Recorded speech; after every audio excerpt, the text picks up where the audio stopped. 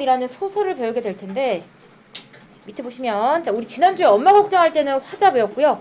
오늘은 소설이니까 소설에서는 서술자가 중요하죠. 자 먼저 뜻을 보시면 소설에서 독자에게 첫 번째 이야기를 전달하는 이로 자 사건이나 인물, 대화, 행동, 심리를 전달하는 사람을 우리 서술자라고 불러요. 자 서술자의 특징은 이야기 안에 등장인물일 수도 있고 그렇지 않을 수도 있다라고 되어 있는데 그러면 안에 있는지 밖에 있는지 우리 어떻게 알죠? 소설을 읽었을 때 나라는 말이 있으면 이야기 안에 서술자가 등장하는 거고요. 나라는 말이 없으면 소설 밖에 서술자가 등장하는 거죠. 자, 그 다음에 서술자가 작가의 가치관, 현실 인식, 태도 이런 것들을 반영하고 있다고 해도 결국 서술자는 허구의 인물이기 때문에 작가와 동일 인물이 절대 될 수가 없죠.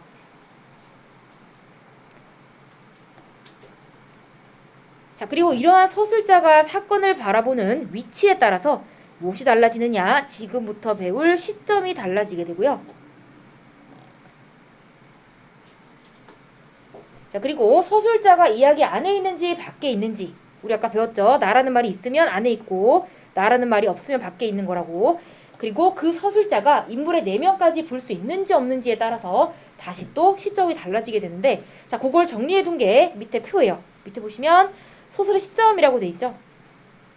자, 우리가 방금 배운 그 서술자가 사건이나 인물을 혹은 뭐 인물의 심리 이런 것들을 바라보는 위치를 혹은 관점을 시점이라고 부르고요. 이 관점, 시점을 나누는 기준은 서술자의 위치 그리고 시각에 따라서 나누는 겁니다. 자, 먼저 서술자의 위치에 따라서 크게 두 가지로 나눌 수가 있는데 우리 책에 보시면 1인칭과 3인칭이 나와 있죠. 그래서 1인칭 같은 경우는 서술자가 작품 안에 있는 경우고요. 뭐 어떤 책에서는 작품 속에 있다 이렇게도 이야기하죠. 그리고 중요한 건 나라는 말이 존재하는 게 1인칭이에요.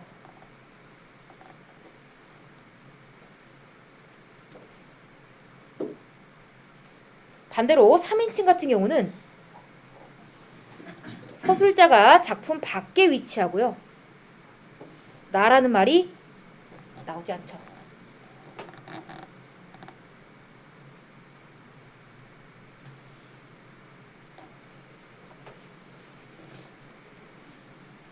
자, 1인칭 시점부터 다시 보시면 1인칭은 주인공과 관찰자 시점으로 나눌 수 있는데 1인칭 주인공부터 볼게요. 이제 3번 칸에 채우시면 돼요. 1인칭이니까 모두 이야기 속, 뭐 이야기 안에 있는 거죠.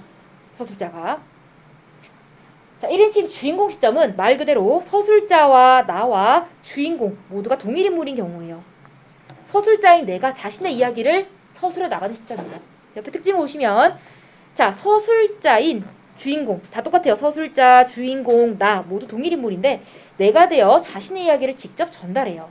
그러다 보니까 주인공의 심리를 표현하는데 효과적이죠. 내 마음은 내가 가장 잘 아니까요. 그리고 마치 주인공이 독자에게 이야기를 하는 듯한 느낌이에요. 자기 이야기를 하기 때문에 이야기를 전달하는 듯한 그런 느낌을 주고요. 자, 단점은 뭐가 있을까? 한계. 자, 내가 내 마음은 가장 잘 알지만 다른 사람의 심리는 알아요? 몰라요? 몰라요. 그래서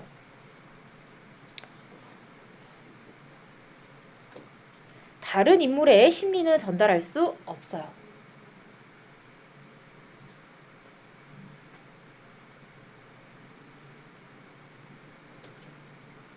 자, 우리가 오늘 배울 동백꽃이 1인칭 주인공 시점인데요. 그러다 보니까 혹시 동백꽃 읽어본 사람? 많이 높네요. 자, 지금 여기서는 나와 그 다음에 점순이라는 인물이 등장하는데 내가 점순이의 심리를 제대로 알 수가 없어요. 그래서 이제 재미적인 요소가 생기게 되는 거고요. 자, 그 다음 두 번째는 1인칭 관찰자 시점인데 자, 서술자가 등장하고요. 그 서술자는 나이긴 하지만 나는 주인공이 아니라 나는 주변 인물이에요. 주변 인물로서 주인공을 관찰하면서 서술에 나가는 시점이에요. 옆에도 나와 있지만 서술자가 주변 인물이고요. 그 주변 인물인 내가 주인공을 관찰하면서 전달하는 시점이에요. 자, 결국 주인공을 내가 관찰만 한다는 건 우리 관찰했을 때 서술할 수 있는 거 뭐가 있을까? 인물이 하는 행동이라든지, 그죠? 인물이 어떤 대화를 하고 있는지, 그 다음에 인물의 외양은 겉모습이죠. 누구나 관찰 가능한 객관적인 것만 전달할 수 있어요.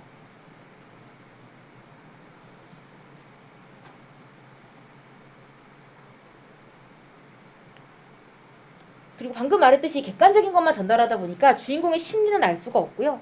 그로 인해서 이제 긴장감을 주게 되죠. 자, 1인칭 관찰자 시점으로 가장 유명한 소설이 사랑손님과 어머니란 소설인데 혹시 읽어본 사람 있을까? 자, 이거 뭐 안 써도 되는데, 자, 사랑손님과 어머니라는 소설은요, 말 그대로 사랑손님과 어머니가 주인공이고요. 나라는 6살짜리 꼬마가 서술자예요. 자, 그런데 그 사랑손님과 어머니는 이제 그 나는 아버지가 없어. 일찍 돌아가셨어. 그래서 어머니랑 둘이 살다가 우리 집에 사랑손님이란 사람이 머물게 되면서 그때부터 일이 시작되는데, 이 사랑손님과 어머니는 서로 이제 좋아하게 돼. 근데 이때 시대적 배경이 이제 어머니는 쉽게 말하면 과부예요. 남편이 없는 여자를 과부라고 하죠. 과부의 재혼이 사회적으로 이렇게 쉽게 용납되지 않은 시점이었어요. 손가락질을 하거나 뭐 이렇게 뒷얘기를 하거나 이런 시대라서 이 손님과 어머니는 대놓고 이제 연애를 하지 못하는 거예요. 그래서 중간에 어떤 부분이 나오냐면, 이제 내가 어머니랑 둘이 성당에 갔는데 저 멀리서 남자석, 그땐 남자 여자가 따로 앉았어요. 그래서 멀리 보니까 그 손님이 와 있는 거야. 그래서 그때 엄마한테 내가 얘기를 해요. 엄마, 사랑 손님도 뭐 교회 예배드리러 왔나 봐 하면서 이제 어머니를 봤더니 어머니 얼굴이 빨개져. 그때 어머니 얼굴이 왜 빨개지는 걸까? 내가 좋아하는 사랑 손님이 교회에 같이 와 있기 때문에 얼굴이 빨개진 거잖아. 근데 그때 내가 뭐라고 서술하냐면 엄마가 화가 났다고 서술을 해. 이런 식으로 1인칭 그 관찰자 시점은 틀린 서술도 할 수 있다는 거야. 왜? 주인공의 심리를 알 수가 없으니까. 이런 것들이 나름대로 소설에서의 재미를 유발하는 부분이 되고요. 자, 그 다음에 3인칭 같은 경우는 3인칭 관찰자냐 3인칭 전지적 시점이냐 또 나눌 수 있는데, 이 둘의 공통점은 서술자가 이야기 밖에 있다는 거죠. 그래서 이때 서술자는 등장인물이 아니에요. 밖에 있으니까요. 자, 먼저 3인칭 관찰자부터 보시면, 자, 서술자가 이야기 밖에서 사건을 객관적으로 6번 관찰해서 서술하는 시점이에요.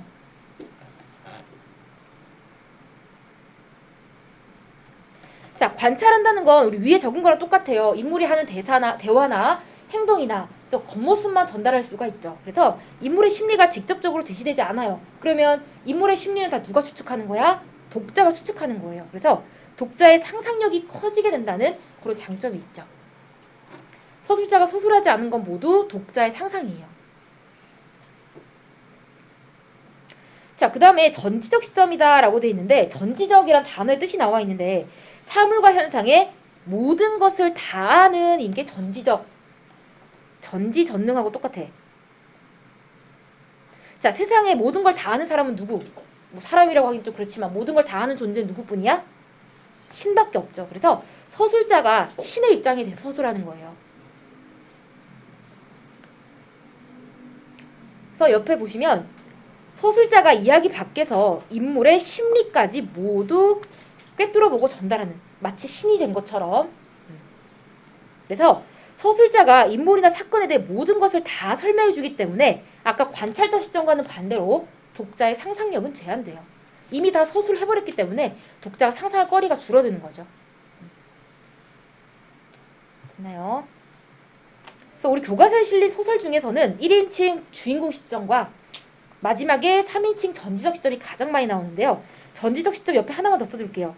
대부분의 고전소설이 3인칭 전지적 작가 시점이에요. 대부분의 고전소설. 됐나요? 자, 여기까지 필기하시고 옆에 1, 2, 3, 4 풀어볼게요.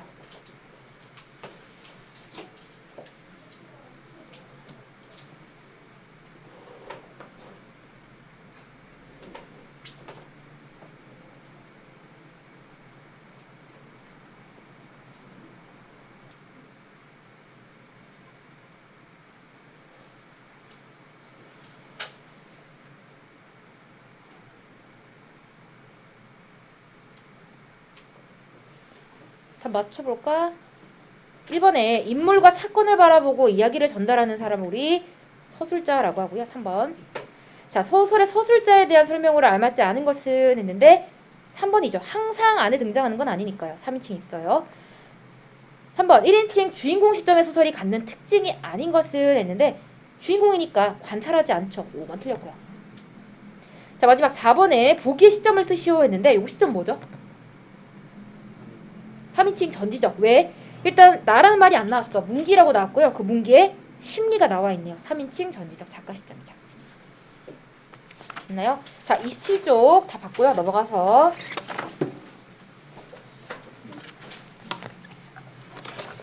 자, 오늘 배울 소설의 제목이 동백꽃이에요.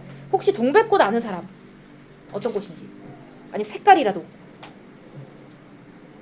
없어요? 제주도 가면 막 카멜리아 힐 이러면서 동백꽃으로 막 구성된 곳도 있는데 동백꽃 원래는 빨간색이에요. 근데 이 우리 지금 책에 나와 있는 동백꽃은요, 우리가 기존에 알고 있는 그 빨간색의 동백꽃이 아니라 강원도 방언 생강나무를 의미해요. 그래서 노란색이에요. 얘. 얘는 생강나무를 강원도 방언으로 했을 때 동백꽃이라고 부른대요. 그래서 우리가 기존에 알고 있는 동백꽃이 아니라 생강나무 노란색의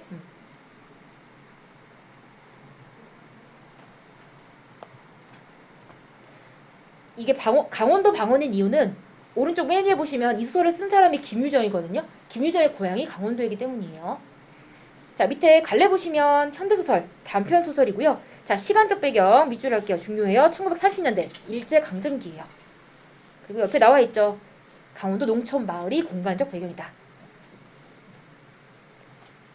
주제는 농촌 소년, 소녀의 순수한 사랑이고요. 자, 특징 보시면 어리숙하고 순박한 인물. 이게 이제 소설 안에서 나로 등장하는데 그 내가 서술자가 되기 때문에 작품의 해학성은 웃음을 유발한다는 뜻이에요. 어리숙하고 순박하다는 건 약간 나쁘게 말하면 바보 같다는 거잖아. 그래서 바보 같은 나를 통해서 웃음을 자아낼 수 있고요. 두 번째로 강원도가 배경이다 보니까 토속적인 어휘, 향토적인 분위기 둘 다 시골 느낌이 난다는 뜻이에요.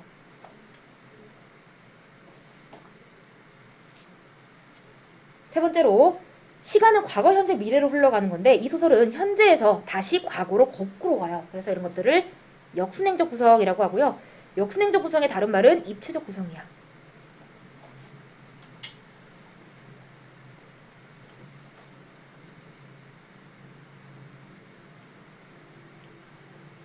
그리고 중간중간에 비속어 여기 상당히 많이 나오고요.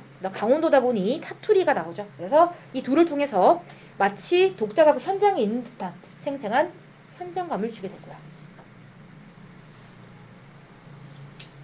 자, 그러면 가달락부터 한번 읽어보도록 할게요. 자, 가달락 첫 번째 단어 보시면 오늘도예요. 오늘도니까 시간이 언제야? 시간적 배경? 시제는 현재가 되겠죠. 자, 오늘도 또 우리 수탉이 쪼였대요. 그러면 또라는 건 이미 과거에도 수탉이 쪼인 적이 있단 얘기겠죠. 자, 내가 점심을 먹고, 자, 나라는 말이 나왔으니까 1인칭이네요.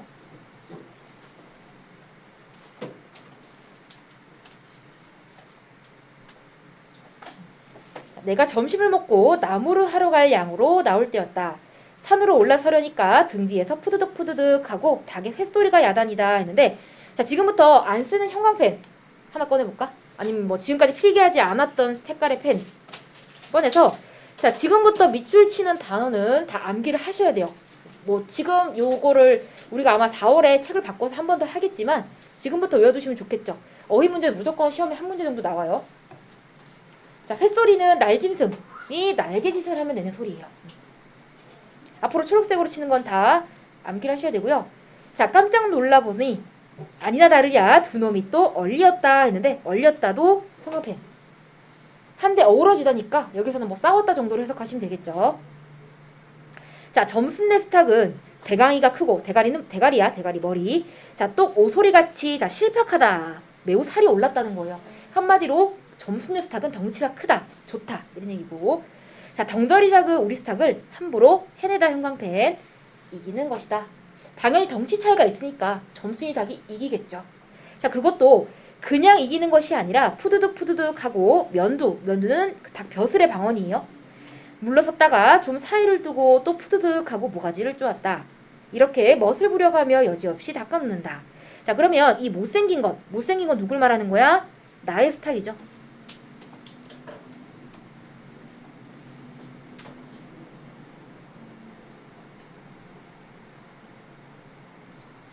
자, 이 못생긴 것은 쪼일 적마다 주둥이로 땅을 받으며 그 비명이 킥킥 할 뿐이다. 물론 미처 아물지도 않은 면두를 또 쪼이어 붉은 선혈, 피죠 피, 뚝뚝 떨어진다. 이걸 가만히 내려다보자니 내 대강이가 터져서 피가 흐르는 것 같이 두 눈에서 불이 번쩍 난다. 대뜸 지게막대기를 메고 달려들어 접순의 닭을 후려칠까 하다가 생각을 고쳐먹고 헛매질로 떼어만 놓았다. 헛매질은 이제 때리 척만 한다는 얘기죠. 자, 이번에도 점순이가 싸움을 붙여놨을 것이다. 바짝바짝 내 기를 올리느라고 그랬음에 틀림없을 것이다. 자, 고놈의 계집애가 밑줄 요새로 들어서서 왜 나를 못 먹겠다고 그렇게 아르렁거리는지 모른다. 그래서 마지막에 나는 점순이의 심리를 몰라요.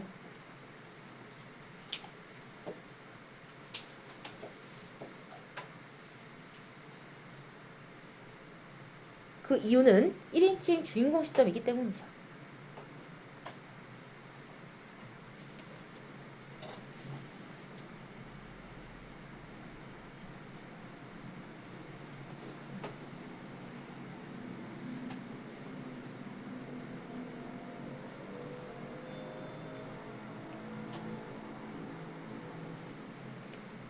자, 여기까지 밑에 핵심 포인트로 정리 한번 해볼게요. 자, 나는 서술자이자 주인공이고요.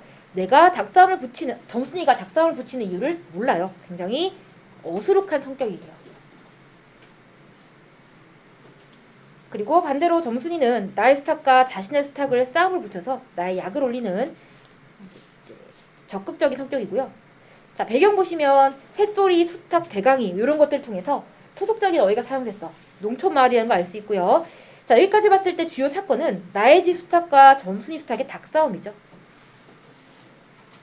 이유는 모르지만 닭싸움이 지금 벌어졌어요. 그리고 시점은 1인칭 주인공 시점이죠.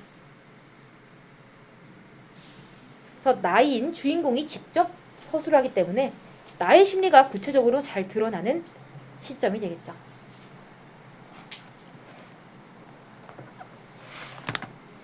자, 29쪽으로 넘어가서 자, 나흘전이라고 되어 있는데요. 다달락부터는 나흘은 며칠 전이에요? 하루, 이틀, 사흘, 나흘, 4일 전이라는 얘기죠. 자, 그럼 4일 전이면 시간이 언제예요?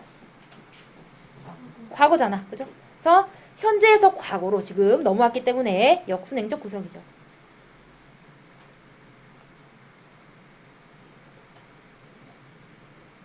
이제 과거 회상이 시작돼요. 왜 점순이가 우리 집 닭에게 싸움을 붙이고 있는지 그 이유를 지금부터 설명하겠다는 거예요.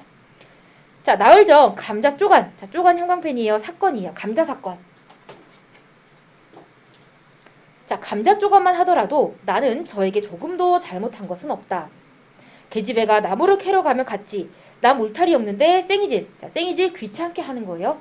점순이가 막 나를 귀찮게 했다는 거야.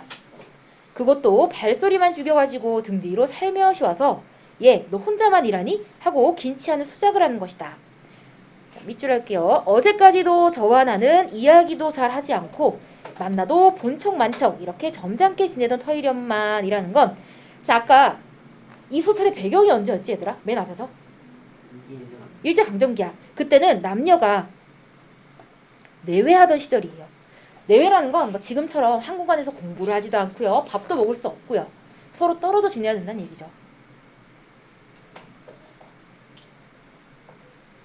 자, 오늘로 갑작스레 대견해졌으면 웬일인가. 항차 망아지만한, 망아지가 뭐죠? 망아지. 뭐의 새끼를 망아지라 하지? 말의 새끼가 망아지죠. 소의 새끼는 송아지, 말의 새끼는 망아지예요. 자, 망아지만한 계집애가 나 일하는 놈 보고 그래서 내가 얘기하죠. 그러면 혼자 하지 때로 하디? 내가 이렇게 내뱉은 소리를 하니까 너 일하기 좋니? 또는 한여름이나 되거든 하지 벌써 울타리를 하니? 잔소리를 늘어놓다가 남이 들을까봐 손으로 입을 틀어 막고는 그 속에서 깔깔댄다. 밑줄. 자, 별로 웃을 것도 없는데 날씨가 풀리더니 이놈의 계집애가 미쳤나 하고 의심하였대요. 자, 지금 점순이는 바로 뒤에 나오지만 나를 좋아하기 때문에 이렇게 막 말을 거는 거예요. 근데 그런 심리를 전혀 모르는 나는 지금 점순이가 어떻게 됐다고 생각해? 미쳤다고 생각해요. 그래서 이런 것들도 1인칭 주인공 시점의 특징이죠.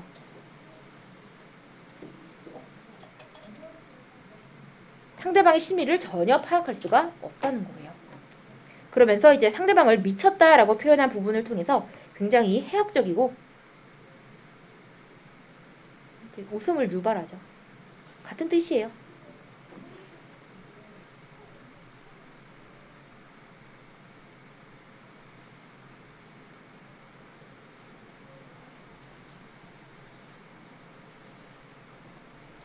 자, 게다가 조금 뒤에는 그 집게, 그러니까 자기 집 쪽을 헬금할금 돌아다 보더니 행주치마에 속으로 꼈던 바른 손, 즉 오른손을 뽑아서 나의 턱 밑으로 불쑥 내미는 것이다. 언제 구웠는지 아직도 더운 김이 획기치는 굵은 감자 3개가 손에 뿌듯이 쥐었다.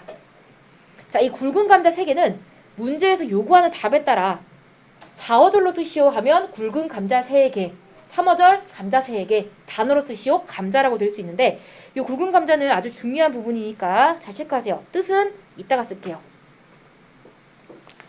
자, 근데 감자를 주면서 그냥 주는 게 아니라 뭐라고 하면 주냐? 너 집에 이거 없지? 라면서 나의 자존심을 깎아먹는 이야기를 하면서 줘요. 자, 너 집에 이거 없지 하고 생색있는 큰 소리를 하고는 제가 준 것을 남이 알면 큰일 날 테니 여기서 얼른 먹어버리란다. 그리고 또 하는 소리가 너 분감자가 맛있단다 하면서 준 거야. 근데 지금 위에 보시면 너네 집에 이거 없지 하면서 지금 나의 자존심을 상하게 하는 말을 했잖아. 너희 같으면 먹겠어? 안 먹죠. 나도 마찬가지야. 나 감자 안 먹는다. 니나 먹어라. 나는 고개도 돌리려 하지 않고 일하던 손으로 그 감자를 도로 어깨너머로 쏙 밀어버렸다. 그러니까 지금 나는 점순이 호의를 거절한 거야. 자, 일단 여기까지 봤을 때 감자 의미 쓸게요. 첫 번째는 점순이가 나를 좋아하기 때문에 준 거예요. 그래서 가장 중요한 뜻은 나에 대한 점순이의 애정이에요. 관심. 나를 좋아하기 때문에 준 거고요.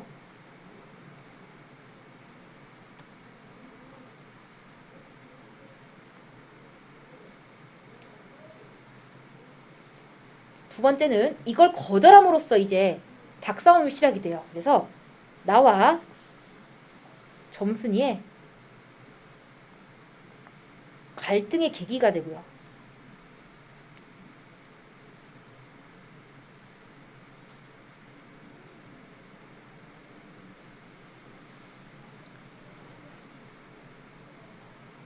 자, 세 번째는 너네 집에 이거 없지라는 건 반대로 말하면 우리 집에 있다는 얘기야. 뒤에도 나오지만 점순이와 나는 계급의 차이가 있어요. 그래서 계급의 차이를 보여주는 소재이기도 하고요. 하지만 문제에서 감자 의미를 쓰시오 하면 1번 뜻 쓰시면 돼요.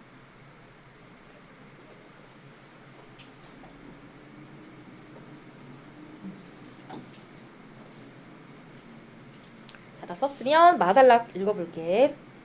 자, 그래서 내가 거절을 했죠. 근데 그랬더니 그래도 가는 기색이었고 그뿐만 아니라 새근새근하고 심상치 않게 숨소리가 거칠어진다. 자, 우리 화가 날 때 숨소리 거칠어지죠? 점순이 지금 화가 난 거예요. 이건 또 뭐야 싶어서 그때서야 비로소 돌아다 보니 나는 참으로 놀랐다. 우리가 이 동리는 동네에 들어온 곳은 근 3년째 되어 오지만 여지껏 가무잡잡한 점순이 얼굴이 이렇게까지 홍당무처럼 새빨개진 법이 없다.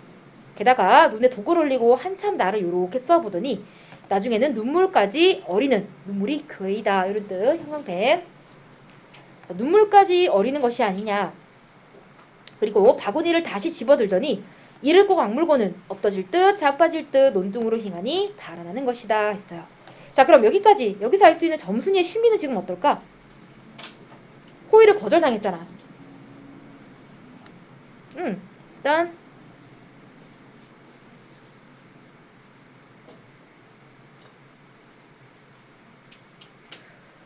용기 내서 간자를 줬는데 거의 공개적으로 망신당한 거나 마찬가지야. 그렇다 보니까 아무래도 무안하고요. 화가 나고요. 그죠? 그 다음에 속상하겠죠. 좋아하는 사람한테 줬었는데 거절당하니까.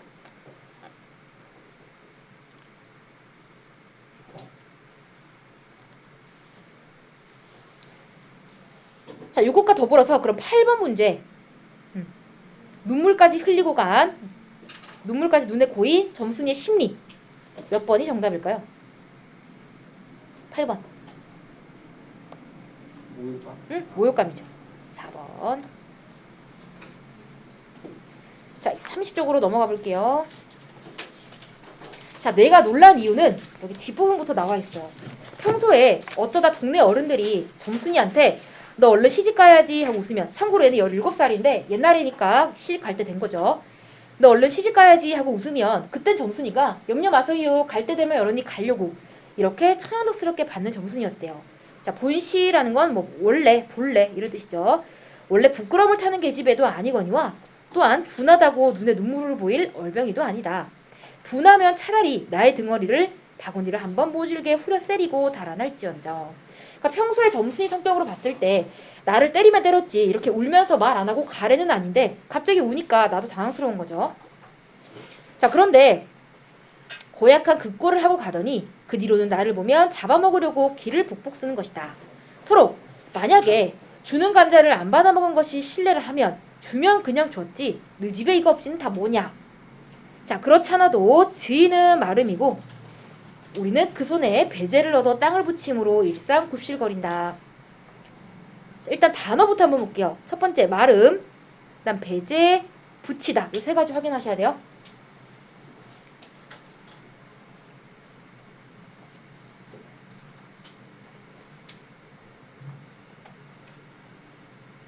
자, 그 일단 마지막에 붙이다부터 보시면 땅을 이용해서 농사를 짓다는 뜻이고요. 마름과 배제는 옆에다가 한번 써볼까요? 자, 방금 뭐라고 했었냐면 주인은 마름이고 우리는 그 손에서 배제를 얻어 땅을 붙인다 라고 돼 있는데 옛날에 일제강점기 때 뭐가 있었냐. 자, 땅의 주인을 우리 지주라고 불러요. 땅지자에 주인 주자를 써서. 그리고 그 지주에게 땅을 이제 빌려서 그 땅을 관리하는 사람을 마름이라고 불러요. 그리고 그 마름에게 배제는 방금 문서였죠.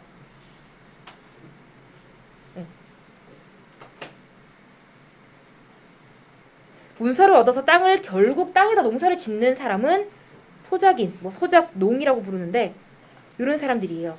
그러니까 나름대로 이제 계급이 다른 거예요.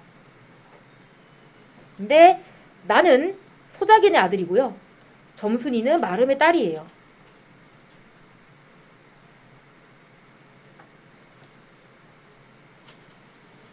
이런 관계를 잘 알고 있어야 돼. 그래서 내가 점순이한테 함부로 했다가는 집이고 땅이고 다 뺏긴다는 거예요.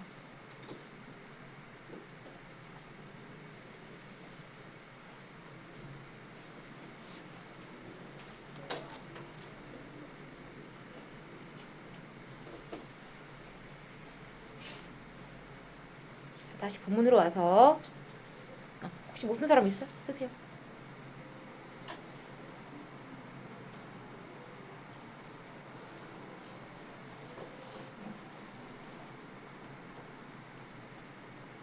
자, 그래서 우리가 이 마을에 처음 들어와 집이 없어서 곤란으로 지낼 때 집터를 빌리고 그 위에 집을 또 짓도록 마련해 준 것도 점순네의 호의였다.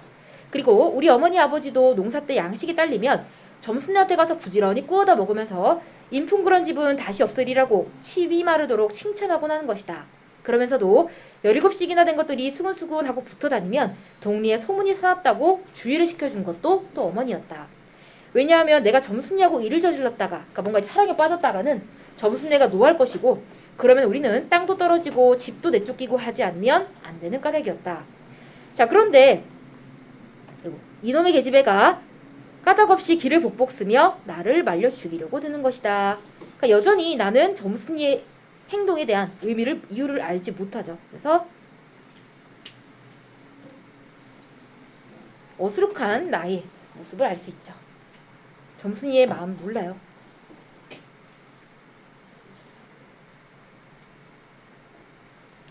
자, 여기까지 밑에 보시면 자, 아까 처음에 시작할 때 오늘이었는데 과거로 넘어오게 됐기 때문에 이 소설은 역순행적 구성이다 라는 거 아까 얘기했었고요.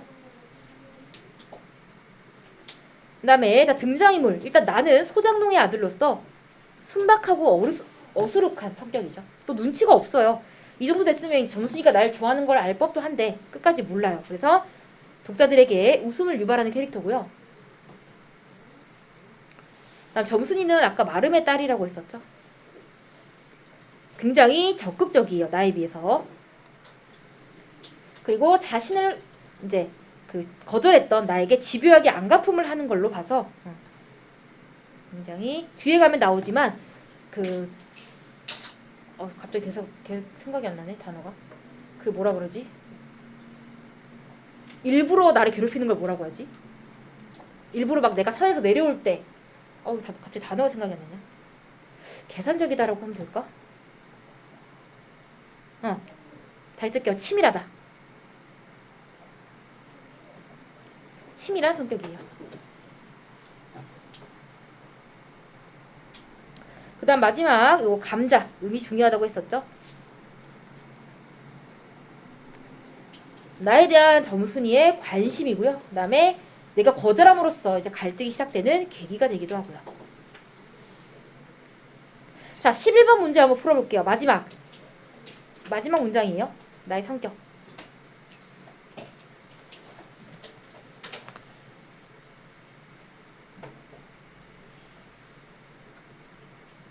이거 뭐라고 쓰면 되죠?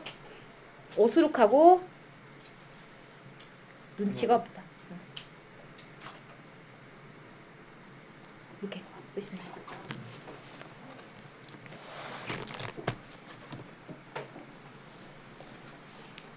자, 다 썼으면 31쪽. 자, 또 시간이 변화되는데 눈물을 흘리고 간 다음날 저녁이야. 그럼 얘들아 잘 봐. 이 소설이 처음에 현재로 시작했고요. 그 다음에 다단락부터 과거 회상이 시작됐죠. 그리고 마지막에 가면 다시 또 현재로 바뀌어. 그래서 지금 여기야. 과거에서 현재로 넘어가는 이 단계인데 맨 처음이 우리 아까 나흘 전이라고 했었지. 현재를 기준으로 여기 현재를 기준으로 지금 다단락이 나흘 전이라면 눈물을 흘리고 간 다음 날이니까 지금은 언제가 되는 거야? 현재를 기준으로? 이때가 그치 4일 전이니까 3일 전이 되겠죠. 3일을 우리 뭐라고 불러요? 하루 이틀 사흘 나흘. 그래서 사단락은 현재를 기준으로 3일 전이 되는 거예요. 역시 과거죠.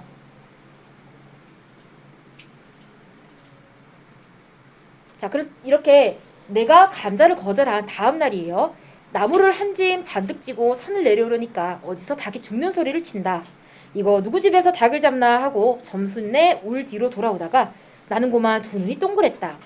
점순이가 질집 봉당에 홀로 걸터 앉았는데 이게 치마 앞에다 우리 씨암탉을 꼭 붙들어 놓고는 이놈의 닭 죽어라 죽어라 이렇게 자 안팡스레 밑줄 야무지게 이런 뜻이야. 야무지게 닭을 팼다는 거예요. 자 그것도 대가리나 치면 모른다마는 아주 알도 못 나오라고 볼기짝 허벅지 쪽을 얘기해. 볼기짝개를 주먹으로 콕콕 쥐어박는 것이다. 나는 눈에 쌍심지가 오르고 사지가 부르르 떨렸으나 사방을 한번 휘돌아보고야 그제야 점순이 집에 아무도 없음을 알았다. 잡은 참지개 막대기를 들어 울타리에 중턱을 치며 이놈의 계집애 남의 닭 알 못 나오라 그러니 하고 소리를 빽 질렀다. 그러나 점순이는 조금도 놀라는 기색이 없고 그대로 의젓이 앉아서 제 닭 가지고 하듯이 또 죽어라 죽어라 하고 패는 것이다. 이걸 보면 내가 산에서 내려올 때를 겨냥해가지고 미리부터 닭을 잡아가지고 있다가 내보란 듯이 내 앞에서 쥐어지르고 있음이 확실하다. 자, 이런 부분을 또 보면 일부러 내가 내려올 때를 겨냥해가지고 내가 보이니까 그때부터 닭을 팬 거야. 이런 부분에서 점순이의 치밀함을 알 수 있죠.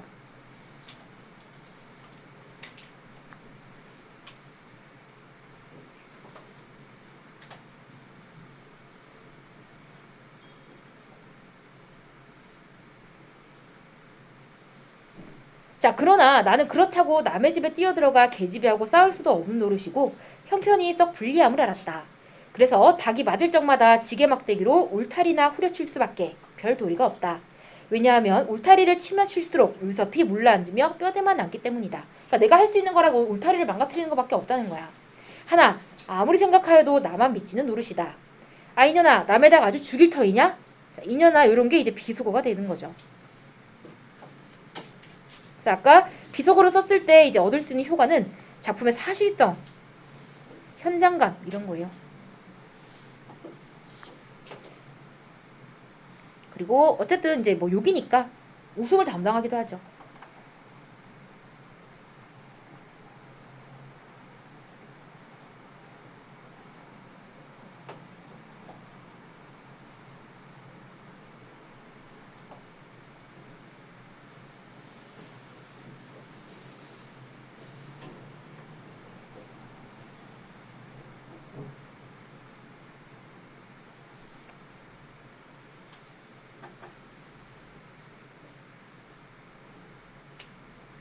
자, 내가 도끼 눈을 뜨고 다시 꽤 호령을 하니까 그제서야 울타리께로 쪼르르 오더니 울 밖에 서 있는 나의 머리를 겨누고 닭을 내팽개친다. 에이 더럽다 더럽다. 더러운 걸 널더러 이때 끼고 있으랬니? 망할 계집애년 같으니. 하고 나도 더럽단 듯이 울타리께를 휘황 돌아내리며 약이 오를 대로 다 올랐다라고 하는 것은 암탉이 풍기는 서슬에 나의 이맛배기에다 물집똥을 찍 갈겼는데 그걸 본다면 알집만 터졌을 뿐 아니라 골병은 단단히 든 듯 싶다. 그러니까 닭이 너무 맞아가지고 설사를 한 거야. 그러니까 이제 골병이 들었다는 거죠. 자, 넘어가서 32쪽부터는 5분 쉬고 봅시다.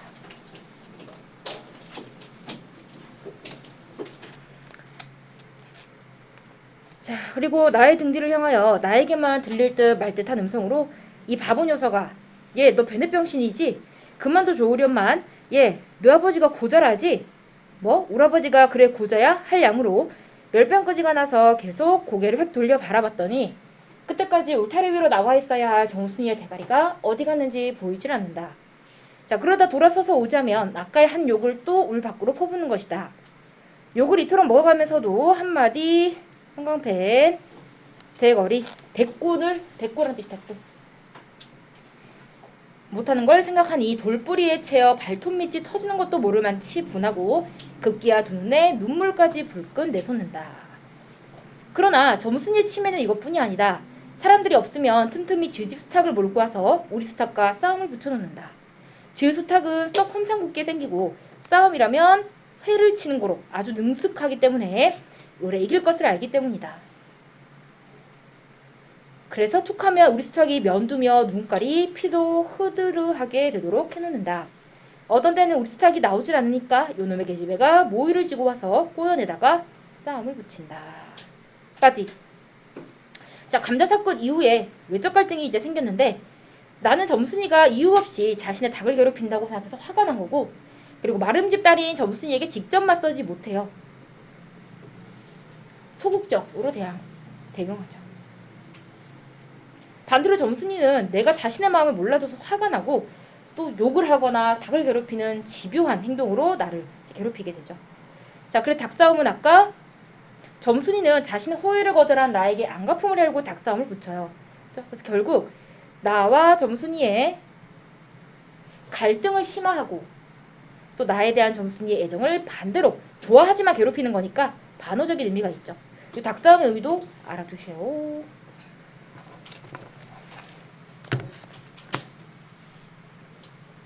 자, 33쪽으로 넘어가 볼게요. 자, 이렇게 되면 나도 다른 자 배체 형광펜인데 아까 우리 어떤 단어 배웠냐면 배제라는 단어 배웠어요. 배제. 배제는 문서란 뜻이고요. 배체는 꾀란 뜻이에요. 그러니까 나도 이제 당하고만 있을 순 없다. 뭔가 꾀를 내었죠. 하루는 우리 수탉을 붙들어 가지고 넌지시 장독 깨러 갔다. 싸움 닭에게 고추장을 먹이면 병든 황소가 살모살을 먹고 용을 쓰는 것처럼 기운이 뻗친다 한다. 장독에서 고추장 한 젓씨를 떠서 닭 주둥아리 깨로 들이밀고 먹여보았다. 닭도 고추장에 맛을 들였는지 거스르지 않고 거짓말 반 접시 턱이나 곧잘 먹는다. 그리고는 먹고 금세는 용을 못 쓸 터이므로 얼마쯤 기운이 돌도록 횟속, 즉 닭장 속에다 가두어 두었다. 밭에 두엄을 두어짐 전해고 나서 쉴 참에 그 닭을 안고 밖으로 나왔다.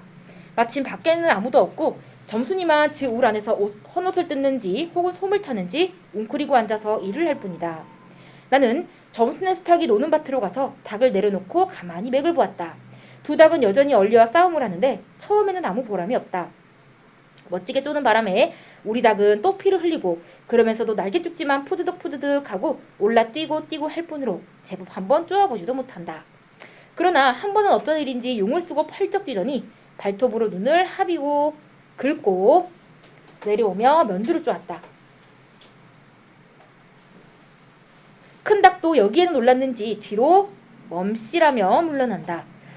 이 기회를 타서 작은 우리스탁이 또 날쌔게 덤벼들어 면두를 쪼니 그제서야 감때 사나운 아주 사나운 그 대강이, 이때 그 대강이는 누구 닭을 말하는 거죠?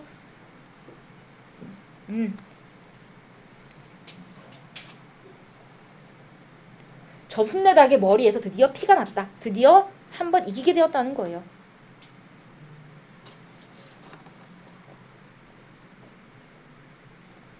자, 옳다 알았다. 고추장만 먹이면 되는구나 하고 난 속으로 아주 쟁그랍다. 고소하다.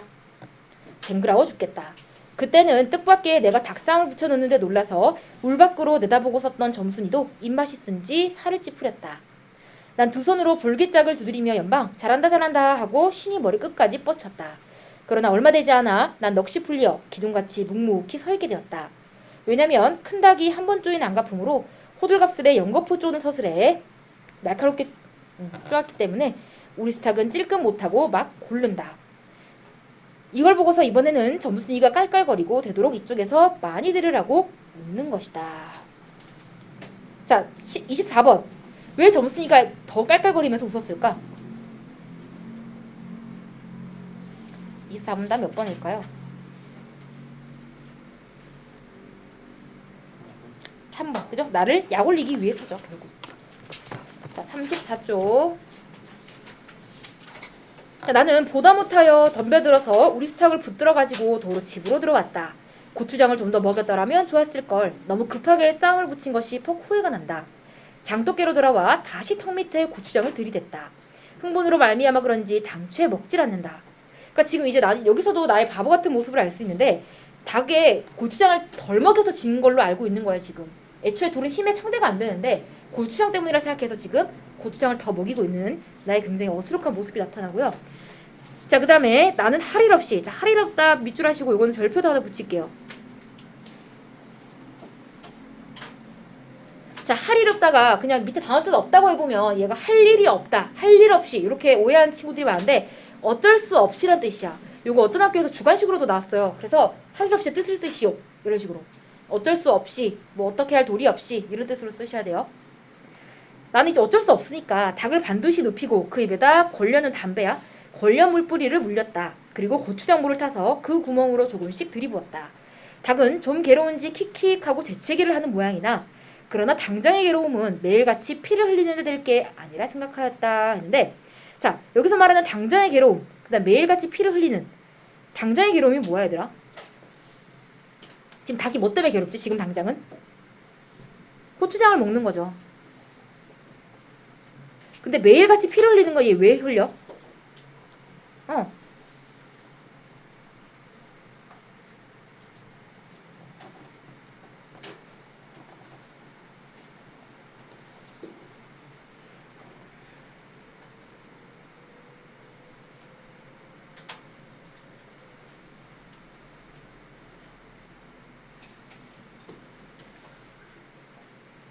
자, 그러나 한두 종지가량 고추장물을 먹이고 나서 나는 고만 풀이 죽었다. 싱싱하던 닭이 왜 그런지 고개를 살며시 뒤틀고는 소나기에서 뻐들어지는 것이 아닌가. 아버지가 볼까 봐서 얼른 회에다 감춰두었더니 오늘 아침에서야 겨우 정신이 든 모양 같다. 그러니까 닭이 이제 기절을 한 거죠. 여기까지. 자, 닭싸움에 따라서 이제 나의 심리도 바뀌게 되는데 점순이가 닭싸움을 붙여서 항상 우리 닭이 피해를 입었을 땐 안타깝고 속상했겠죠. 그리고 닭싸움을 이기기 위해서 닭에게 고추장을 먹였을 때는 어떤 기분이었을까? 드디어 이길 수 있다는 기대감이죠. 기대감.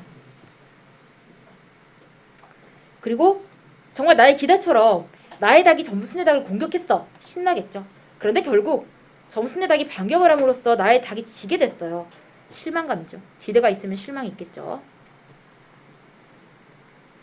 그다음 점순이는 내가 닭싸움 붙이는 걸 보고 놀라요. 평소에는 먼저 붙인 적이 없으니까.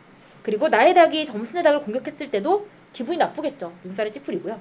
하지만 결국 점순이 닭이 이겼어요. 깔깔거리고 웃었대요. 자, 하달락. 그랬던 걸 이렇게 오다 보니까 했어. 이게 바로 오늘, 즉 현재예요.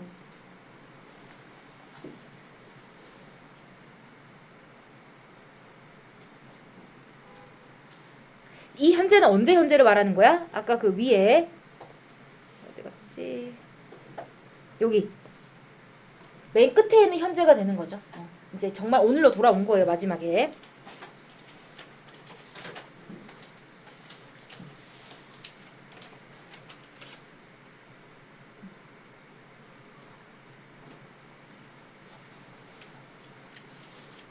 자, 그랬던 걸 이렇게 오다 보니까 또 싸움을 붙여놨으니 이 망할 깨집애가 필연 우리 집에 아무도 없는 틈을 타서 제가 들어와 회에서 꺼내가지고 나간 것이 분명하다. 나는 다시 닭을 잡아다 가두고 연미하는 스러우나 그렇다고 산으로 나무를 하러 가지 않을 수도 없는 형편이었다. 언제까지 닭만 보고 있을 수는 없죠. 나도 일을 하러 가야 되니까. 자, 소나무 삭정이를 따며 가만히 생각해보니 암만 해도 고년의 목쟁이를 돌려놓고 싶다. 이번에 내려가면 망하려는 등줄기를 한번 되게 후려치겠다 하고 자 신동공두 형광펜 지금 나의 온 정신은 닭싸움에게만 있어요. 대충대충 일을 하는 거죠. 나무를 지고는 불이 나게 내려왔다. 35쪽. 자 거의 반 집에 다 와서는 나는 호두기는 이제 나무로 만든 필이에요. 호두기 소리를 듣고 발이 딱 멈추었다. 산기슭에 널려있는 굵은 바위돌 틈에 노란 동백꽃이 서부록하니 깔렸다 했는데 또 밑줄 하나 할게요. 자 제목인 동백꽃 그리고 아까 생강나무니까 노란 동백꽃이죠. 빨간 동백꽃이 아니라 여기 그 A로 밑줄 친 요 부분은 굉장히 향토적이고요. 그 다음에 꽃이 막 소보록하니 많이 깔렸다는 표현이니까 서정적이고요. 서정은 감정을 불러일으킨다는 뜻이에요. 낭만적인 분위기를 담당하고 있어요.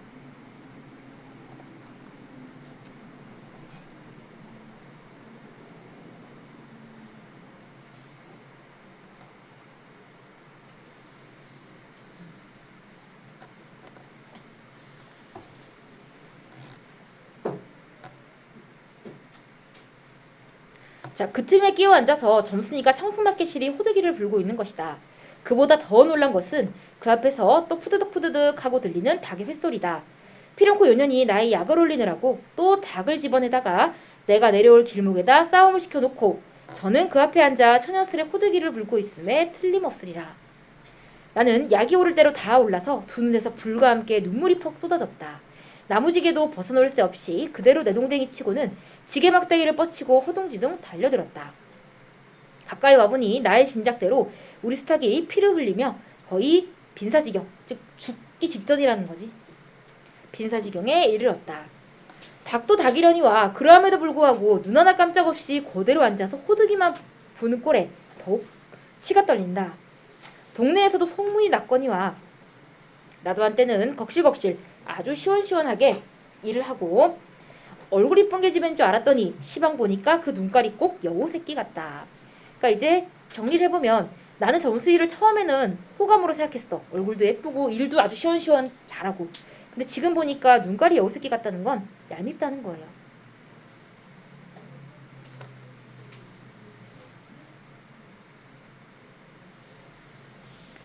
자, 나는 대뜸 달려들어서 나도 모르는 사이에 큰 수탉을 단매로 때려 엎었대.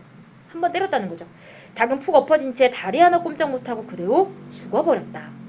그리고 나는 멍하니 섰다가 점순이가 매섭게 눈을 홉뜨고 형광펜 째려봤다는 뜻이에요.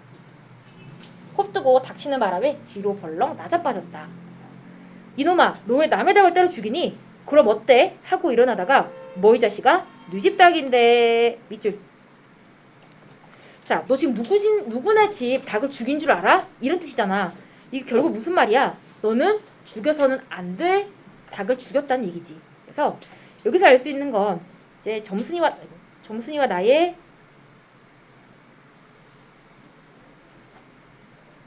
계층의 차이가 있는 거죠. 계층 차이를 강조하는 말이기 때문에 앞으로 이제 내가 큰일 났다는 얘기야.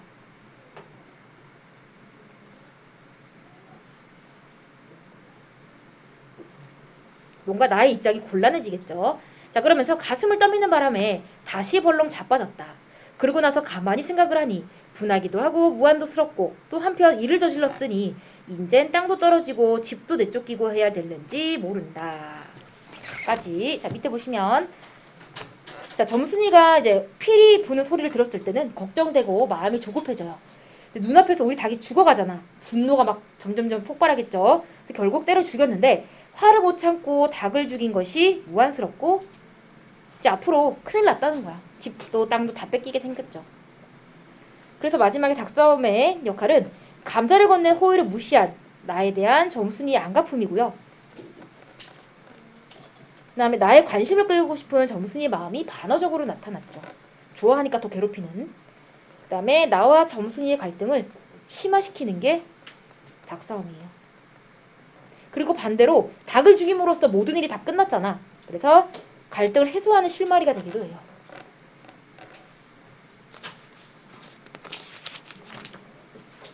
마지막 36쪽.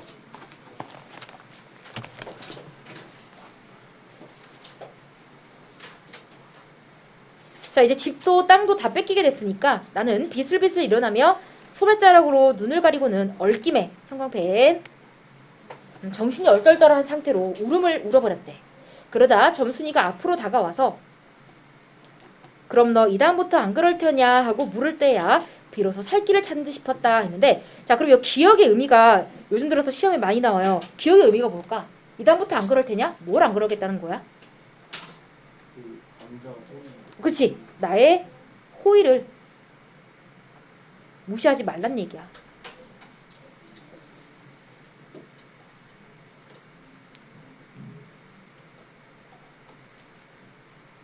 이런 속마음이 포함되어 있는 거죠.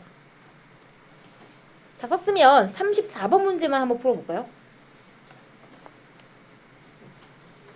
너 이다음부터 안 그럴 테냐의 의미는 1번이 되겠죠. 나의 호의를 거절하지 말아라. 자, 하고 물을 때야 비로소 살 길을 찾는 듯 싶었다. 나는 눈물을 우선 씻고 뭘 안 그러는지 명색도 모르지만, 자, 그 얘기는 아직도 나는 점순이의 마음을 모른다는 거야. 그러니까 내가 대충 살고 싶으니까 이제 뭐 그래 한 거지요. 그래 무턱대고 대답했대요. 요다음부터 또 그래봐라. 내 자꾸 못 살게 굴 테니. 자, 이 대사를 통해서 결국 점순이가 지금까지 나를 괴롭힌 이유는 감사를 거절하는 데 대한 안갚음이었다는 거죠. 또 한 번 내 호의 거절하면 너 못 살게 굴 거야 라는 뜻이니까.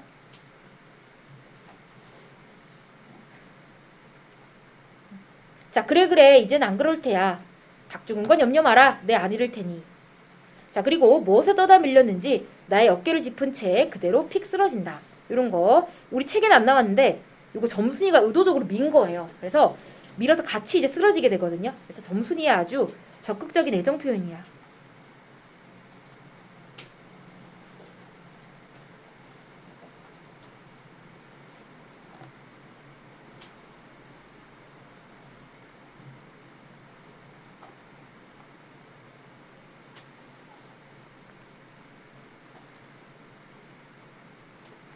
자, 그 바람에 나의 몸뚱이도 겹쳐서 쓰러지며 한창 피어 퍼들어진 노란 동백꽃 속으로 폭 파묻혀버렸다.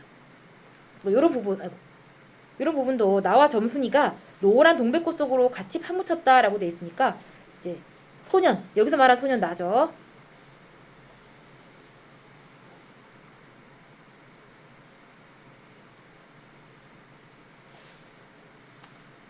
사랑을 감각적으로 표현한 부분이야. 감각이라는 건 특히 여기서는 노란 동백꽃이니까 시각이 되겠죠.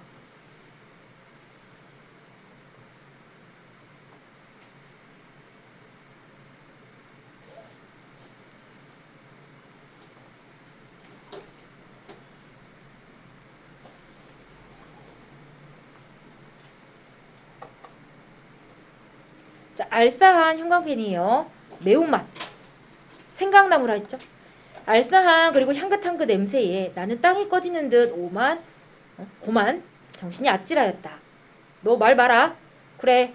조금 있더니 요 아래서 점순아 인연이 바느질 하다 말고 어딜 갔어? 하고 어딜 갔다 온 듯 싶은 그 어머니가 역정이 대단히 났다. 점순이가 겁을 잔뜩 집어먹고 꽃밑을 살금살금 기어서 산 아래로 내려간 다음 나는 바위를 끼고 엉금엉금 기어서 산 위로 칙 빼지 않을 수 없었다. 달아났다 이런 뜻. 그래서 마지막 이 부분은 지금 점순이는 산 아래로 도망가고 나는 산 위로 도망가는 거지. 이런 것들 서로 도망가는 모습이 반대야. 그 이유는 어른들의 눈에 띄면 안 되니까. 그죠? 이런 부분을 통해서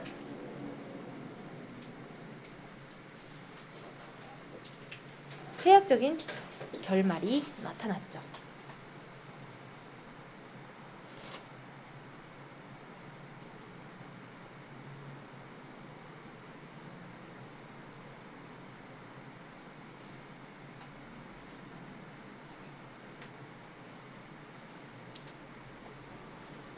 마지막 정리해보면 노란 동백꽃의 역할이고요. 동백꽃 속으로 둘이 함께 파묻혔다는 걸 통해서 동백꽃은 일단 생강나무, 향토적이고 낭만적인 분위기고요. 그 다음에 드디어 둘의 사랑이 시작됐다 하는 것을 알려요. 그리고 모든 갈등이 다 해소된 것도 동백꽃을 통해서 알 수 있죠.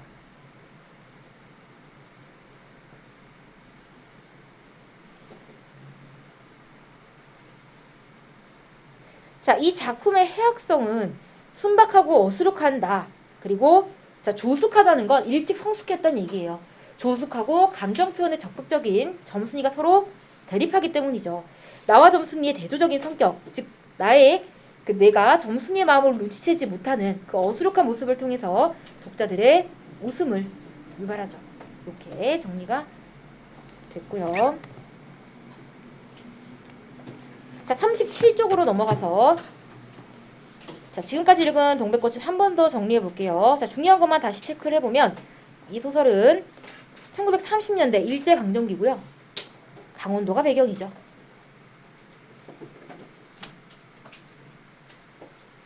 그 다음에 시점은 1인칭 주인공 시점이 되고요. 자, 주제 역시 중요한데 농촌 마을 소년과 소녀의 아주 순수한 사랑이죠.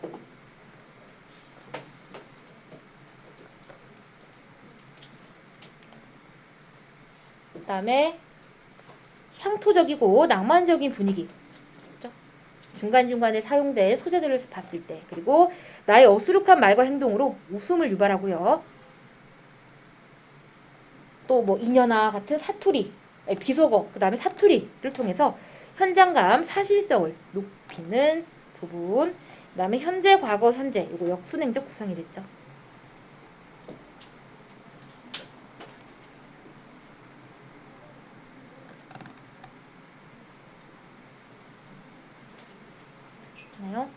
자, 그래서 아까 시간 보시면 여기 오늘 당연히 현재고요.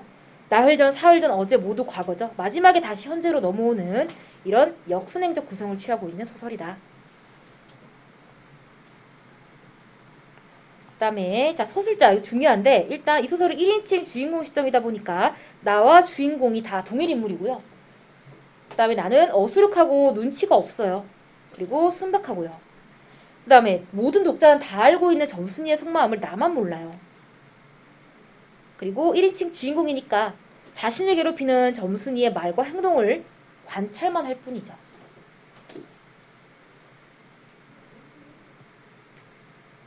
자, 그래서 얻을 수 있는 효과는 독자들의 웃음, 그리고 해학적인 분위기, 그 다음에 남녀의 순수한 사랑이라는 주제를 더 효과적으로 전달할 수 있죠. 내가 순수하다 보니까. 자, 그 다음에 나는 소장농의 아들로서 소극적이고 순박한 소년이고요. 점순이의 행동에 담긴 의미를 전혀 알아채지 못해요. 반대로 점순이는 마름의 딸로서 성숙하고 집요하며 활달한 소녀, 그리고 나에 대한 애정을 적극적으로 표현하는 그런 성격을 갖고 있죠. 자, 마지막으로 주요 소재. 자, 나에 대한 점순이의 관심이나 애정, 그리고 이것 때문에 나를 괴롭히죠. 감자고요. 그 다음에 관심을 끌기 위한 수단, 갈등이 심화되고 마지막에 반대로 모든 화해하는 계기가 되는 거 닭싸움이죠. 그리고 이 소설의 제목이기도 한 동백꽃은 향토적이고 낭만적인 분위기, 그 다음에 시작된 사랑을 표현하고요.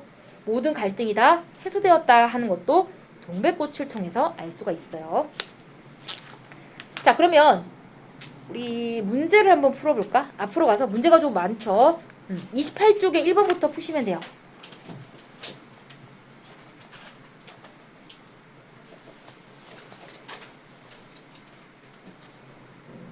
한번 맞춰볼까?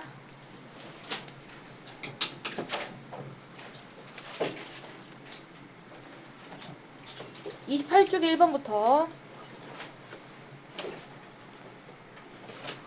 자, 1번에 가와 나의 구성단계 해상 특징이다 라고 돼 있는데 둘 다 시작 부분이잖아. 발단이 되는 거죠. 발단이요. 그러면 알맞은 답은 1번이고요. 이거 하나 써볼까? 얘는 발단. 그 다음에 인물 간의 갈등이 시작되는 2번은요. 이거는 이제 전개가 되고요. 갈등이 최고조에 이르는 거 절정이죠. 갈등이 고조되면서 긴장감이 조성된다. 위기. 모든 갈등이 해소되고 주인공의 운명이 결정되는 건 결말. 소설은 이렇게 5단 구성이죠. 발단, 전개, 위기, 절정, 결말. 2번. 자, 이 작품의 분위기를 형성하는 것이 아닌 것은 했는데 정답 몇 번일까요? 5번이죠. 그 다음에 3번은요. 점순이에 대한 나의 생각. 당연히 1번이겠죠. 이유를 모르니까요. 4번. 이 글의 서술자에 대한 설명 틀린 것. 정답 4번. 주변 인물 아니죠. 속말 깨뚫고 있는 거 아니니까요. 그 다음에 기억을 통해 알 수 있는 이 글의 구성상 특징. 당연히 2번이죠. 그 다음 8번, 6번. 니은에 담긴 의미. 뭐라고 쓰셨나요? 나에 대한 점순이의 애정. 그 다음 7번에 내가 디귿과 같이 행동한 이유는요? 5번. 그 다음 8번 아까 4번 같이 했고요. 자, 9번에서 점순이의 평소의 성격은 어때요? 씩씩해요. 3번. 그 다음 발을 통해 할 수 있는 내용, 알맞지 않은 것. 네, 5번이고요. 자, 11번에 나의 성격은 아까 썼네요. 다음 12번. 주된 갈등은 나와 점순이의 갈등이에요. 그래서 4번 외적 갈등이 되고요. 13번에 괴롭히는 이유는 5번이죠. 자, 14번. 기억에 대한 설명이에요. 알맞은 것 5번. 마지막 15번에 3번. 자, 16번. 일치하지 않은 것 4번. 이건 안 나와 있는 내용이고요. 17번은요. 이것도 4번이네요. 18번에 정순이는 지배하고 당돌하고요. 19번 1번. 20번에 해당하는 일이 아닌 것 3번이 되겠죠. 자, 기억의 의미는 네, 2번이고요. 자, 내가 고추장을 먹으면서 기대한 것 네, 드디어 이겨보겠구나 하는. 자, 23번에 나의 변화 기대감. 그다음 한 방 먹였을 때는 기쁘지만 결국 졌기 때문에 실망감이 느껴지죠. 자, 24번에 3번 했고요. 25번에 대립을 보여주는 사건을 한 단어로 쓰시오. 둘이 대립하고 있다는 건 닭싸움을 통해서 알 수 있죠. 닭싸움. 자, 26번 기억의 까닭. 네, 4번이고요. 27번 니은의 의미 5번이죠. 아까 이거 써줬죠? 그 다음에 28번에 네, 억울하고요. 29번 1번이죠. 30. 닭싸움의 역할이 아닌 것은 요거는 뭐에 관한 설명? 동백꽃.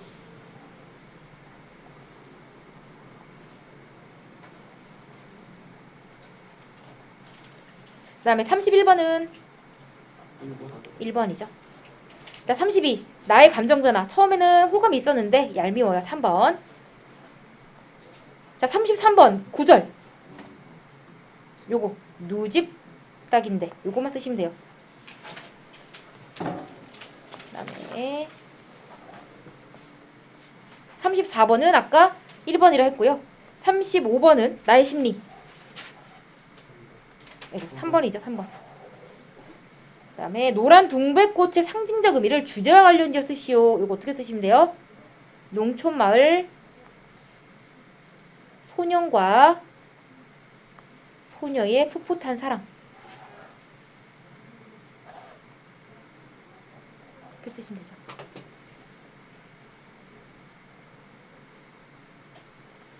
마지막 37번은요. 네, 5번이죠. 됐나요? 여기까지 혹시 질문 있는 사람? 없으면 38쪽으로 넘어가 볼게요. 자, 학습활동 지난주부터 이거 중요하다 했어요. 별표 하나 하시고요. 자, 학교 시험에서는 어떤 식으로 나오냐면 여기 시간의 순서대로 배워라. 사건이 일어난 순서라는 건 결국 시간의 순서라는 건데 시간의 순서로 배워라 했을 때 이게 알맞은 거 이거 고르시오 학교 문제 나올 수 있어요. 그러면 밑에 답 있는데 보지 마시고요. 맨 처음에 와야 될 게 뭐예요, 얘들아? 이 모든 일이 결국 뭐 때문에 일어났어? 감자 때문에 일어났으니까 3번이 가장 먼저 와야죠. 그 다음은요. 그 뒤부터 이제 닭싸움이 시작된 거니까 1번이고요. 그 다음에 6번에 점순이가 자기 집 수탉을 몰고 와서 나의 집 수탉과 쌍을 붙였죠. 그 다음에 내가 보다 못해서 고추장을 결국 먹이게 됐고요. 2번.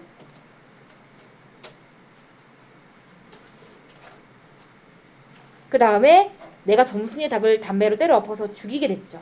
그리고 나서 동백꽃 속을 함께 팔묻히고 사랑이 시작된 거죠. 볼게요. 1번. 자, 이 소설의 서술자 누구예요? 나죠, 나. 이야기 안에 등장하는 인물.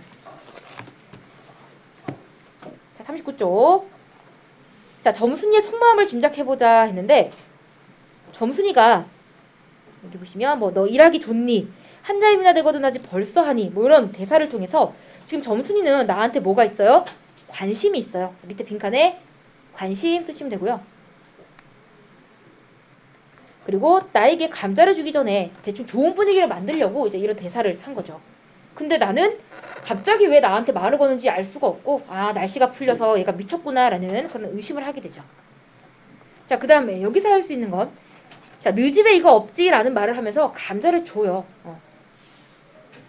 근데 이때 나는 사실 점순이는 맛있는 감자를 주고 싶고 그냥 그 간접적으로 내 마음을 전달하고자 하는 거지 나의 자존심을 상하게 할 건 아니었죠. 근데 나는 점순이가 감자를 주면서 자기 집이 잘 사는 걸 생색낸다고 생각했어요.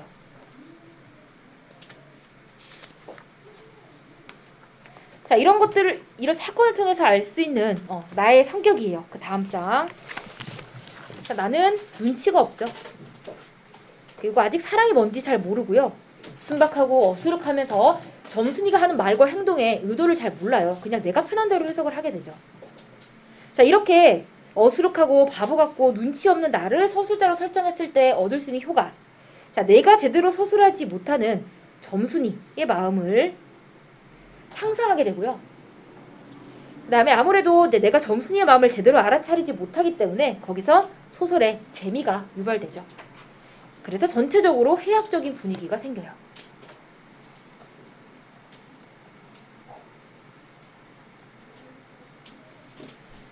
자, 요 큰 2번에 따로 별표 하나 더 붙일게요. 자, 우리 앞에서 엄마 걱정 배웠을 때 화자 바꿔서 나왔던 아이 걱정 시 기억나요?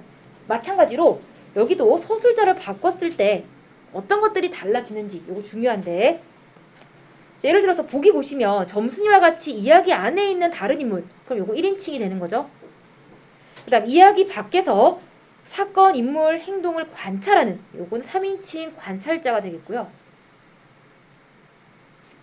이야기 밖에서 인물의 심리를 모두 깨뜨려보는 3인칭 전지적 시점이 되겠죠.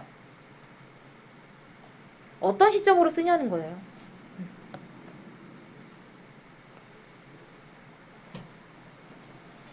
일단 우리 책은 점순이로 서술자가 바뀌었고요.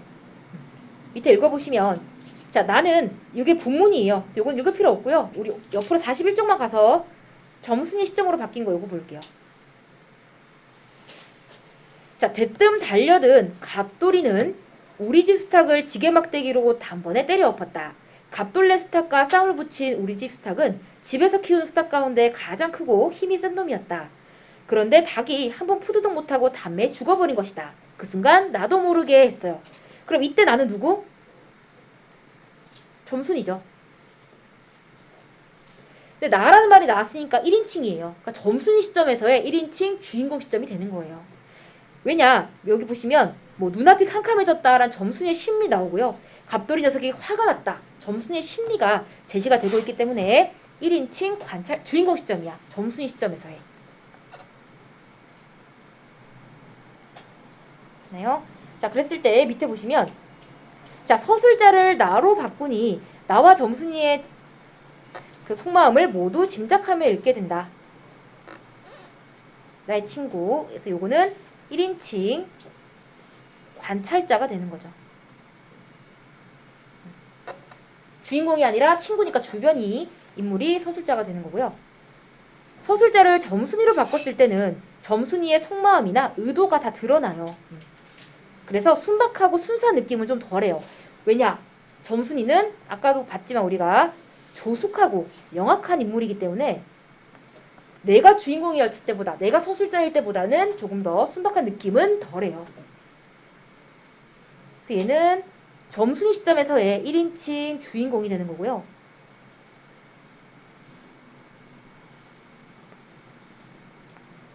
그 다음 세 번째로 서술자를 나와 점순이의 속마음까지 모두 아는 존재, 신이겠죠, 신.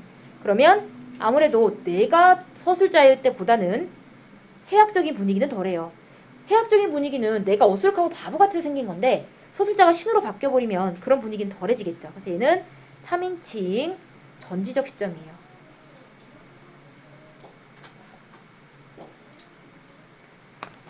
그래서 이런 식으로 서술자가 바뀌어버리면 소설의 분위기가 아예 다 달라진다는 거. 이렇게 보시면 되겠죠.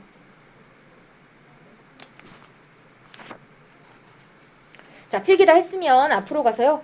38쪽 1번부터 풀어볼게요.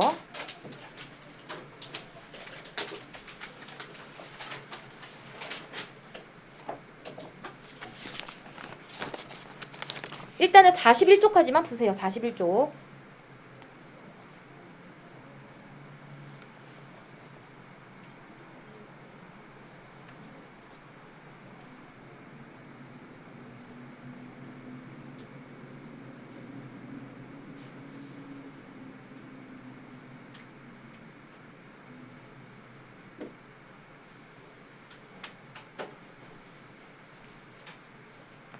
자, 다음 맞춰볼게.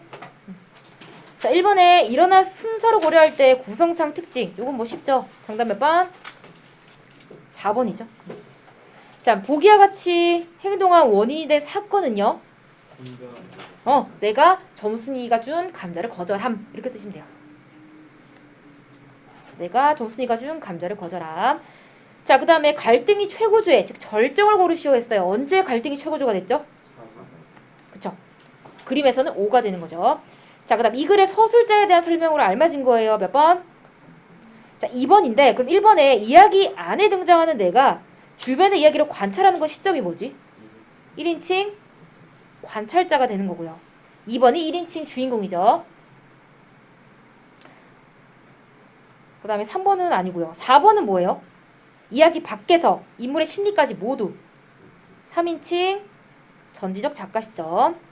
5번은 3인칭 관찰자 시점이 되겠죠. 이렇게. 다음에 자 5번 점순이의 속마음이 아닌 것은 아니 점순이가 아니라 그쵸 5번이 3번? 나에게 이것저것 얘기하다 보니까 쑥스러워. 점순이는 쑥스럽게 느낄 수 있지. 하지만 적극적으로 관심을 드러내니까 당황스럽다. 이거는 점순이의 속마음을 모르니까. 그 다음에 6번은요. 3번이죠. 그 다음에 7번에 네, 역시 3번이고요. 자, 넘겨서 8번. 그죠? 점순이의 속마음 알 수 없어요. 1인칭 주인공 시점이니까. 자, 그 다음에 서술자가 독자에게 웃음을 주는 이유는 4번이고요. 자, 그 다음에 서술자를 A와 같이 바꿨을 때 시점은 3인칭 그쵸? 관찰자 시점. 3인칭 관찰자. 자, 11번에 알맞지 않은 것은요? 5번 맞아요. 5번이 왜 틀렸어 얘들아? 둘이 이제 뭘 시작하게 됐지? 사랑을 시작하게 됐잖아. 5번 틀렸고요. 자, 12번에 점순이로 바꿨을 때 변화가 아닌 것은 네, 5번이죠. 5번은 무슨 시점이야? 전지적 작가 시점이죠. 그 다음에 13번에 3인칭 전지적 작가 시점이니까 4번이 되고요. 14번 서술자에 대한 설명 알맞지 않은 것 3번이죠. 서술자가 바뀌면 내용, 주제, 분위기 다 달라져요. 그렇죠? 자, 마지막 42, 43 풀고 오늘 수업 마칠게요.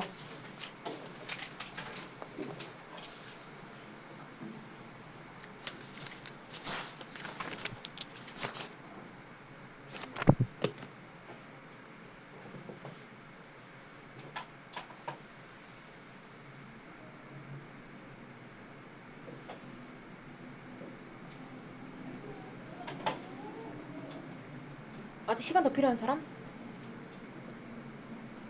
한번 맞춰볼까? 자, 이 글에 대한 설명 알맞지 않은 건 몇 번이에요? 2번인데 얘들아, 애상이 무슨 뜻이야? 슬픔이란 뜻이야. 슬픔과는 전혀 관계없는 글이죠. 그 다음에 2번에 알맞지 않은 감상은 2번이죠. 그 다음에 3번은요. 서술자가 달라졌어요. 몇 번? 4번. 네, 4번. 자, 서술자의 특징을 쓰고 효과를 작품 분위기와 관련지어 쓰시오 했네요. 요거 일단 서술자의 어떤 특징? 순박하고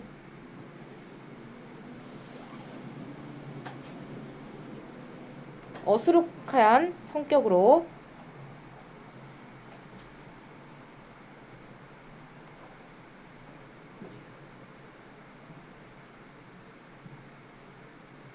점순이의 마음을 눈치채지 못하죠. 그래서 해학적인 분위기를 띠게 한다.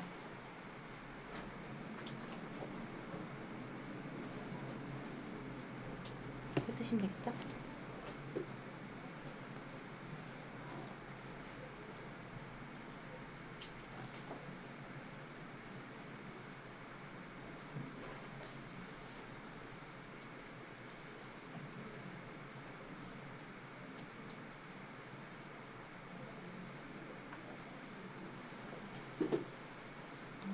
자, 그 다음에 5번. 이 글의 주제 너무 쉽죠? 1번이고요. 자, 그 다음에 6번. 자, 다에서 죽음 이후 상반된 인물의 반응이 나타난다. 예를 들어서 나는 당황했고 닭이 죽어서 점순이는 어땠어? 당황했어요, 점순이도? 나의 닭을 죽였을 때 점순이의 반응이 어땠어? 뭐 처음엔 화도 났겠지. 근데 뭐 너 뭐 다음부터 또 그럴 거냐 이런 식으로 그 닭이 죽은 걸 아무렇지 않게 생각했어. 그러니까 서로 반대되는 인물의 반응은 맞죠. 다 한번 볼까요? 예를 들어서 뭐 나는 멍하니 서 있다. 내가 지금 무슨 일을 저지른 거지? 막 어리둥절해. 근데 점순이는 지금 나를 뒤로 밀었잖아. 그러니까 점순이는 닭이 죽은 것과는 지금 전혀 상관이 없어요. 그래서 상반된 반응은 맞아요. 틀린 게 뭘까? 4번. 닭이 이미 죽었잖아. 갈등이 최고조에 이르는 건 닭을 죽인 그 당시의 장면이 와야 돼. 죽음으로 인해서 그 뒤에 오는 게 아니라, 그러니까 어디를 보시냐면 오히려 여기 마 있죠. 여기 다가 갈등이 최고조에 이르는 부분이에요. 그죠? 라에 대한 설명으로 틀린 거니까 답이 4번이고요. 자, 7번에 인물의 성격 알맞은 거네요. 1번이죠. 그죠? 혹시 다른 답한 사람 있어요? 자, 8번의 결말의 특징은요. 점순이와 내가 서로 반대로 도망가죠. 어른들한테 들키면 안 되니까 4번이죠. 자, 기억의 역할 두 가지를 쓰시오 했는데 기억은 동백꽃이죠. 그 라달락에 나와 있는 이 역할은 첫 번째로 나와 점순이의 갈등이 해소되었다는 걸 알려주고요.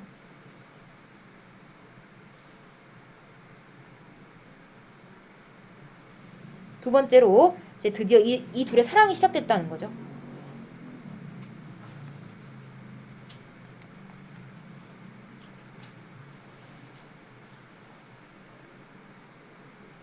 감정을 나타내죠. 조금 더 구체적으로 쓰면 감각적으로 드러낸다. 이렇게.